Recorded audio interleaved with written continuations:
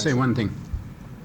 See, what I have tried to say in these two lectures is that we have some of the writings in our material, in the four Gospels basically, that are descendants of others. That is, there are modifications of the early story in the way that, for example, Mark wants to tell it.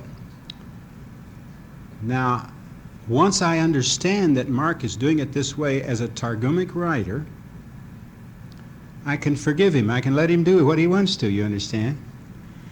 But at the same time, I have the great and glorious, happy joy of having discovered that in Matthew and Luke and Matthew both, Matthew where he's not dependent on Mark, Matthew and Luke, there is the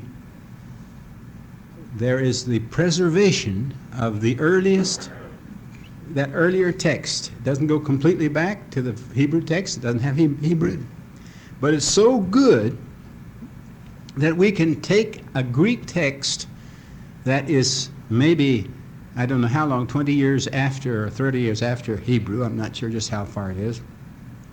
We can take that text and put it back to Hebrew, and when we do, see all kinds of Hebraic things that are in the text of Jesus and say, "Whoa, that's it," you see.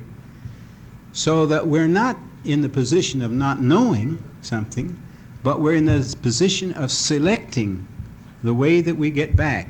And when we get back, we have the glorious findings that our materials have been so well preserved, so beautifully preserved, that we have a continuous transmission of written documents, not invented, not added to basically by all kinds of ideas that Greek people were talking about, adding this and adding that, as many of the German scholars have said, but a basic text that we can now say is at least 90% of what that original text was.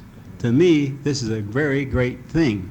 But you have to see it in terms of the whole problem if you're going to realize how important it is. You just can't come with the naive way in which so many people come. People have come and said, we got 4 witnesses, and then they use this analogy of an accident that occurs on a corner. And the 4 are on different corners. Of course they see the accident from different ways, but that's not our situation. Our situation is that we have texts that people have written on the basis of other texts.